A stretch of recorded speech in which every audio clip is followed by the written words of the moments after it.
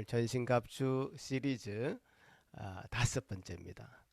그래서 오늘 이제 5번째 지금 마지막으로 가니까 아, 조금 이게 여러분 다시 그 그림을 보면서 다시 한번 설명을 하고 싶은데요. 예, 그림을 한번 보여주시면 좋겠는데, 예, 지금 여기 아주 예쁜 그림 보이십니까? 예, 예, 그림이 예쁘죠? 예, 이런 그림 좋은 것 같아요. 아주 예쁜 그림이 있습니다. 아, 우리가 이제 5번째니까 제가 다음 주에도 한번 이 전체 한번 리뷰를 한번 하고 싶은데요. 아, 끝나가니까 아쉬워서 제가 리뷰를 전체적으로 한번 하고 아, 오늘 말씀을 전하도록 하겠습니다. 우리가 이 전신갑주라 했을 때 총 몇 가지의 전신갑주가 있었습니까? 6가지. 예, 제가 대답을 가로채서 죄송한데요. 6가지 맞죠? 예, 6가지. 총 6가지입니다. 그래서 순서대로 이제 복장을 착용할 때 이 먼저 하는 것과 순서대로 기억을 해 주시면 좋을 것 같아요. 이제 우리가 옷을 입으면 허리띠를 먼저 차지 않습니까? 그 허리띠 먼저 차니까 첫 번째 진리의 허리띠. 진리 허리띠. 자, 보이시죠? 우리 예쁜 만화 캐릭터의 그 진리의 허리띠. 예.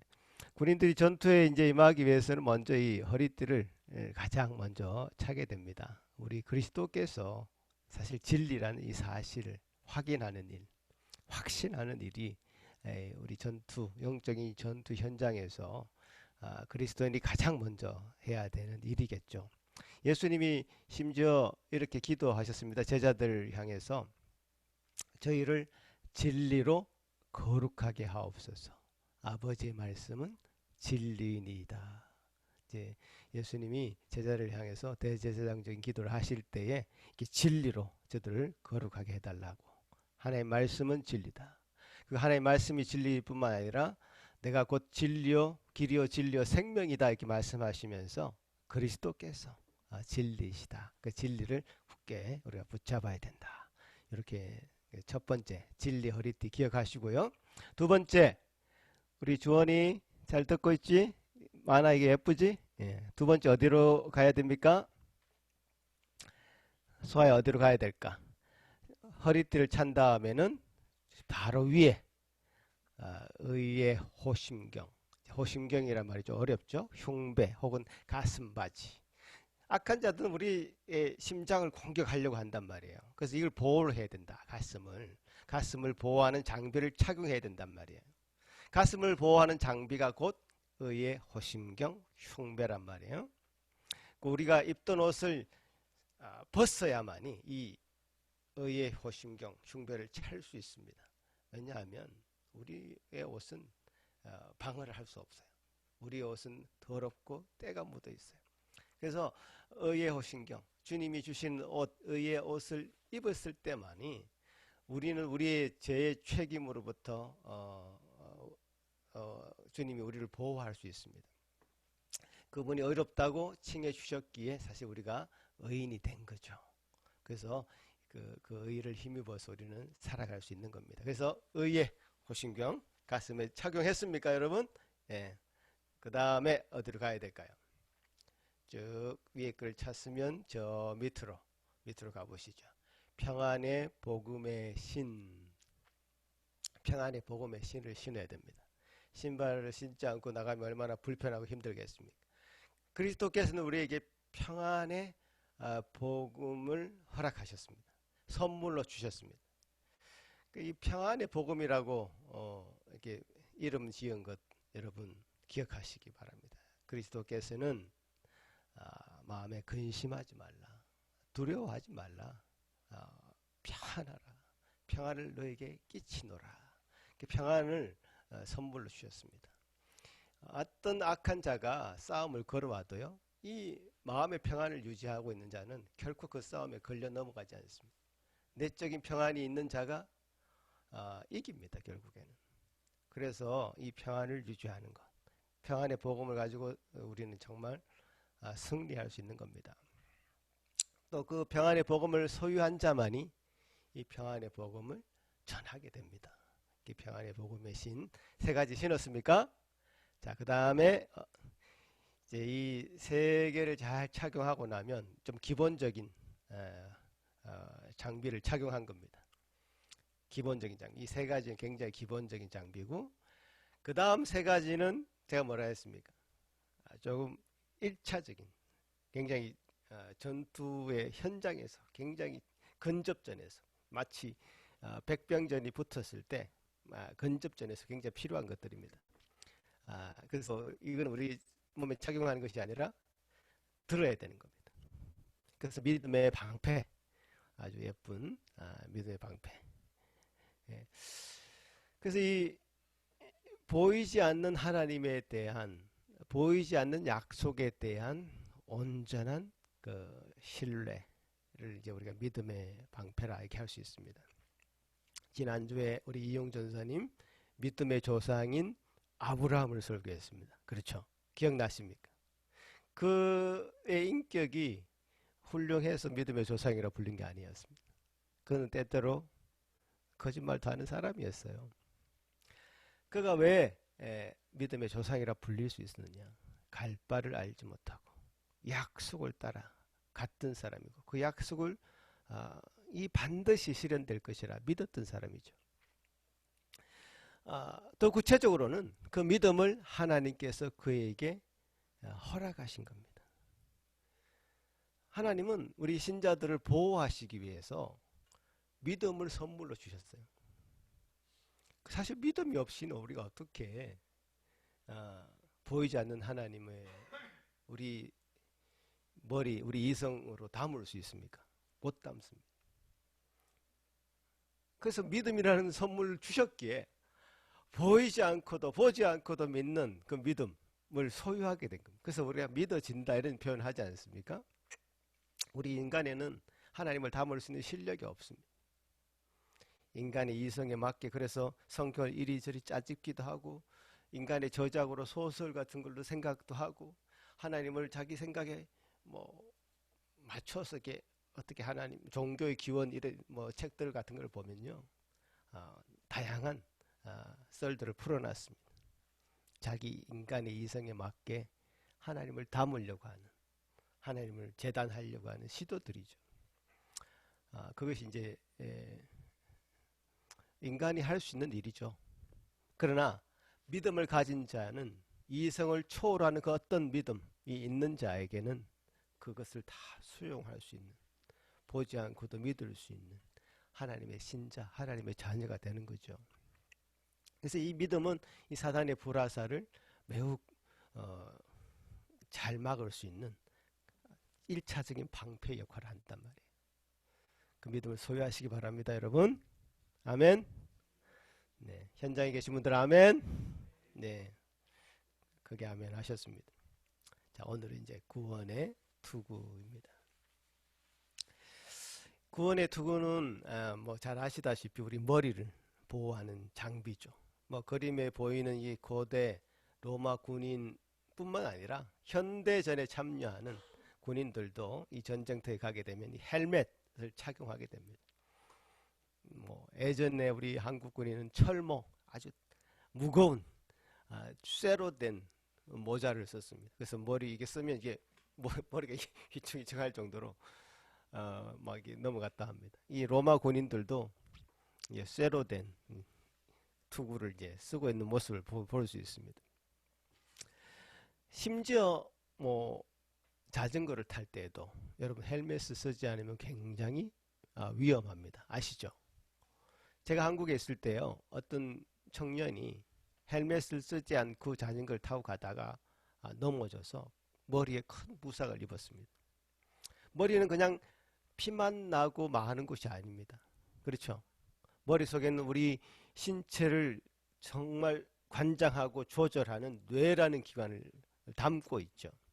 머리를 소중하게 여기는 것은 그 뇌가 중요하기 때문이죠. 뇌에 피해를 입으면 뇌만 다치는 것이 아니라 신체 전체에 영향을 미치게 됩니다.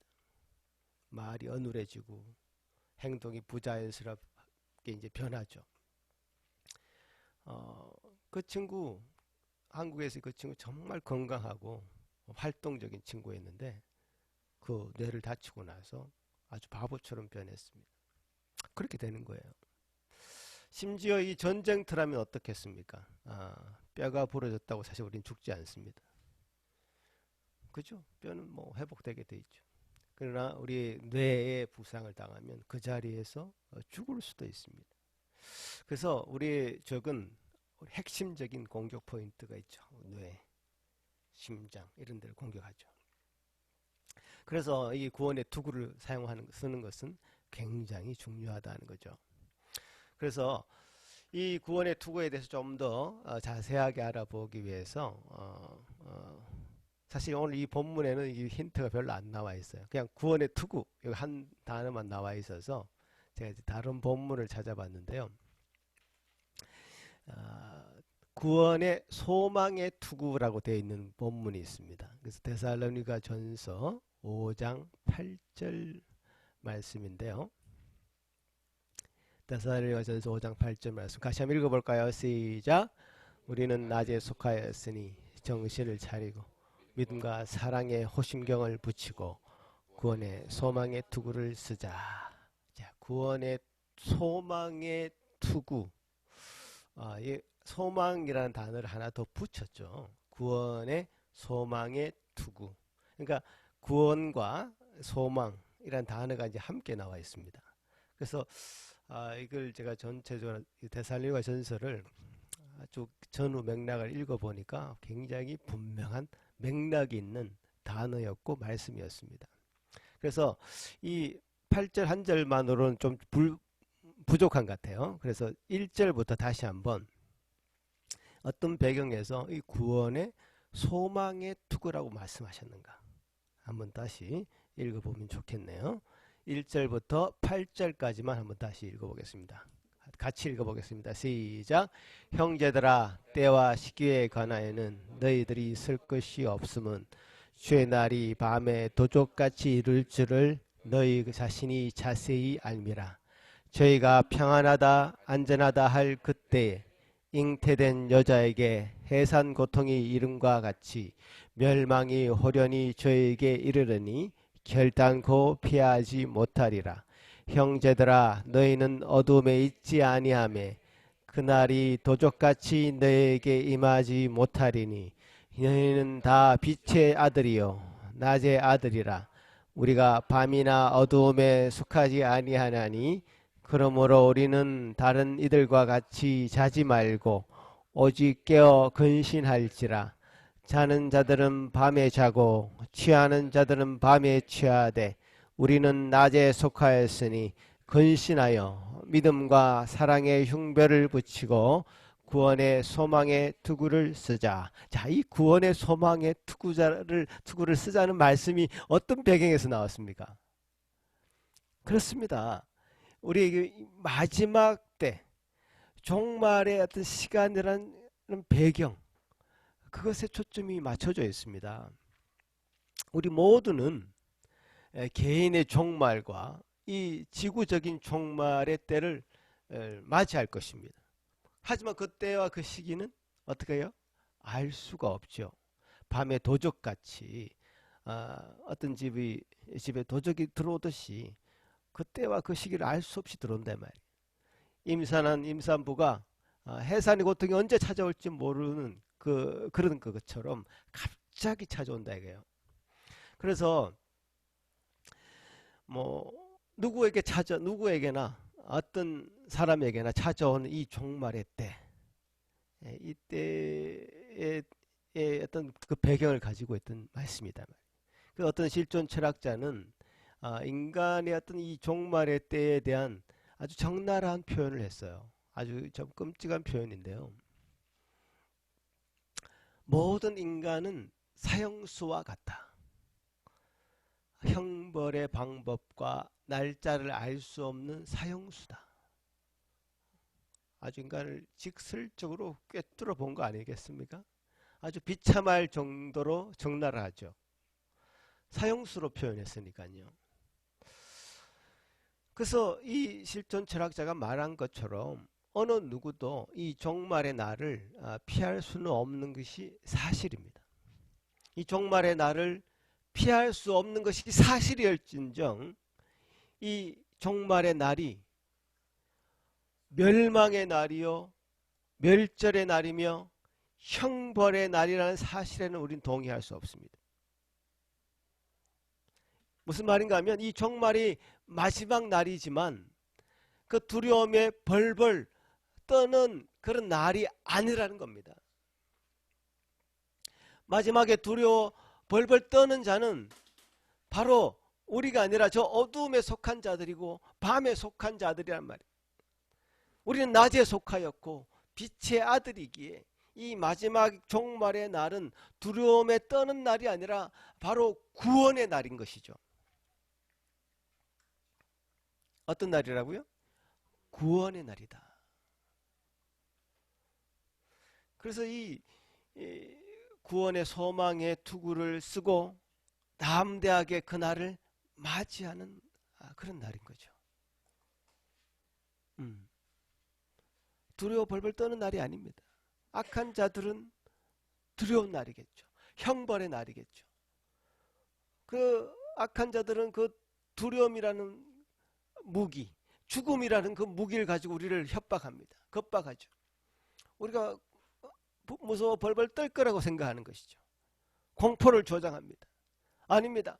우리는 구원의 투구를 쓰고 구원의 소망의 그 투구를 쓰고 두 팔 벌려서 그날을 맞이할 겁니다. 여러분 그렇게 그날을 맞이하시겠습니까? 데살로니가전서 5장 9절 10절 말씀을 한번 이어서 보시면 더 분명하게 그런 말씀을 하십니다. 또 같이 한번 읽어보시겠습니다. 시작. 하나님이 우리를 세우시면 노하심에 이르게 하심이 아니요 오직 우리 주 예수 그리스도로 말미암아 구원을 얻게 하려 하신 것이라. 예수께서 우리를 위하여 죽으사 우리로 하여금 깨든지 자든지 자기와 함께 살게 하려 하셨느니라. 자, 이 말씀이 무슨 말씀입니까? 주님이 우리를 하나님이 우리를 세우시는데 어디에? 심판대에 세우십니다. 근데 심판대에 세우는 것이 노하심에 이르게 하심이 아니다. 영어로 보면 어떤 진노하심을 받는 그런 날이 아니다. 하나님이 우리를 심판대에 세우시는데 그 심판은 두려운 것이 아니다 말이에요. 어떤 분은 심판을 굉장히 큰 형벌로 생각하시는 것 같아요. 심판한다니까, 저지한다니까 무섭잖아요. 일단은 재판이라는 것이 재판관 앞에 서는 것은 무서운 일이죠. 근데 그날이 그렇게 무서운 날이 아니라 그날은 어떤 이에게는 형벌의 날이겠지만 그날은 우리를 죄에서 온전히 완전히 해방시키는 완전한 구원의 날이었단 말이죠. 그래서 이렇게 노하심에 이렇게 하는 것이 아니라 주 예수 그리스도로 말미암아 구원을 얻게 하신 것이다. 구원의 날입니다. 그래서 우리가 살든지 죽든지 여기 성경에 표현하는 깨든지 자든지 우리 자기와 함께 주님과 함께 영원토록 살도록 하신 것이다. 얼마나 복된 날입니까? 주님과 함께 영원히 사는 길을 마련해 주신 겁니다. 원래는 유난히 이 개인의 종말을 맞이하시는 분이 참 많으신 것 같습니다. 안타까운 마음이 들고 아쉬운 마음이 들지만 참 그런 분들을 볼 때마다 참 은혜를 받습니다. 이번 주에도 사실 밴쿠버의 원로 목사님 중에 한 분이 돌아가셨습니다. 제가 그래도 많이 뵀던 분이었는데 돌아가셨고 2주 전에 우리 잘 아시듯이 조용택 목사님 돌아가셨습니다. 지금 그분들이 이 자리에 안 계십니다. 언제나 만나기를 원하면 식사도 하고 좋은 말씀들도 들려주셨던 그분들이 안 계시는 겁니다. 여러분 조용택 목사님 돌아가시기 전 하루 전에 찍은 동영상을 아마 보신 분들 계실 거고 안 보신 분도 계실 텐데 한번 보시기 바랍니다. 저는 돌아가시기 하루 전에 어떤 힘으로 어떤 힘이 나서 그런 말씀들을 전하고 축도까지 하고 제 머리는 좀 이해가 사실 잘 안 됐습니다. 가족들은 눈물의 찬송을 드리고 기도를 올려드리고 자신들이 그동안 소중하게 생각했던 그 성경 말씀을 읽어드리고 또 조 목사님은 그 자리에서 마지막 힘을 다해서 온 힘을 다해서 메시지를 전하고 하나님을 우리 것으로 만들지 말자고 우리가 하나님이 것이 되어야 된다고 우리가 대장이 되어서는 안 된다고 우리 하나님이 우리의 대장이시라고 그 하나님의 길을 따라야 된다고 절규하시면서 온 힘을 다해서 그렇게 설교도 하시고 마지막에 축도도 하시고 그 사모님 말씀에 의하면 그렇게 축도까지 하시고 예배 마치고 이제 더 이상 없지 하면서 바로 혼수 상태에 들어가셨대요. 그 다음날 돌아가신 겁니다. 저는 이런 복된 예배를 전에 본 적이 없습니다. 제가 본 개인의 어떤 종말에 가장 감동적이고 멋진 것이었습니다. 어떻게 이런 모습이 절망이고 멸절이고 형벌입니까? 너무 복된 종말이죠. 감사한 종말이죠. 그 자녀들이 그 목사님의 말씀들을 하나라도 놓치지 않기 위해서 귀를 기울이고 마음을 다하고 하는 그런 모습들 너무나 아름다운 복된 마지막의 시간을 우리는 보았던 것이죠. 여러분 어떻게 여러분 개인의 종말을 맞이할 것입니까? 진지하게 생각해 보신 적이 있습니까? 어떻게 준비할 겁니까? 미리 준비하시면 좋을 것 같아요. 어떤 분은 이렇게 말하는 분이 있습니다. 예수님의 그 십자가상에 달린 그 강도처럼 내 마음대로 막 살다가 죽기 전에 회개하면 되지 않냐. 지금은 자기 마음대로 막 마구 살다가 그냥 나중에 회개하고 하나님 날 기억해 주십시오 하고 구원 받으면 되지 않나. 물론 그것도 구원은 구원입니다. 그러나 이 구원의 소망의 투구를 쓰고 이 세상을 살아있을 때 살아가는 자는 그 마지막 때뿐만 아니라 살아있을 때도 그 모습도 변함이 없습니다. 여러분 데살로니가 전서를 조금 더 읽어봤으면 좋겠는데요. 어떤 얘기가 그 다음에 나오는지 제가 좀 더 말씀드리면 좋겠습니다. 같이 한번 또 읽어볼까요? 시작. 그러므로 피차 권면하고 피차 덕을 세우기를 너희가 하는 것 같이 하라. 형제들아 우리가 너희에게 구하노니 너희 가운데서 수고하고 주 안에서 너희를 다스리며 구원하는 자들을 너희가 알고 저의 역사로 말미암아 사랑 안에서 가장 귀히 여기며 너희끼리 화목하라. 또 형제들아 너희를 권면하노니 규모 없는 자들을 권괴하며 마음이 약한 자들을 안위하고 힘이 없는 자들을 붙들어 주며 모든 사람을 대하여 오래 참으라. 삼가 누가 누구에게든지 악으로 악을 갚지 말게 하고 오직 피차 대하든지 모든 사람을 대하든지 항상 선을 쫓으라. 항상 기뻐하라. 쉬지 말고 기도하라. 범사에 감사하라. 이는 그리스도 예수 안에서 너희를 향하신 하나님의 뜻이니라. 자, 어떻습니까, 여러분? 이 종말을 말씀하고 있는 이 데살로니가 전서 5장의 결론은 굉장히 화목하게 끝나고 있습니다. 이 죽음이라는 단어와는 조금 종말이라는 단어와는 조금 뭔가 상반된 얘기를 하는 것처럼 결론이 맺어지고 있습니다. 그러니까 이 죽음이라는 것이, 이 종말이라는 것이 우리 너무 크게 생각한단 말이에요. 우리가 너무 장렬하게 죽음을 맞이하려고 한단 말이에요. 어떤 극적인 순교를 뭐 생각해서는 안 될 것 같습니다. 나의 죽음이 지나치게 미화될 필요도 없을 것 같습니다. 저는 이 조영태 목사님이 유언으로 남기신 말씀, 그동안 많이 사랑받았으니 장례식을 하지 마라,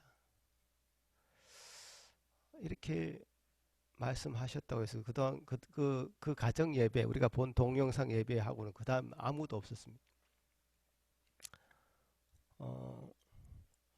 아무리 코로나라고 해도 장례식은 드립니다.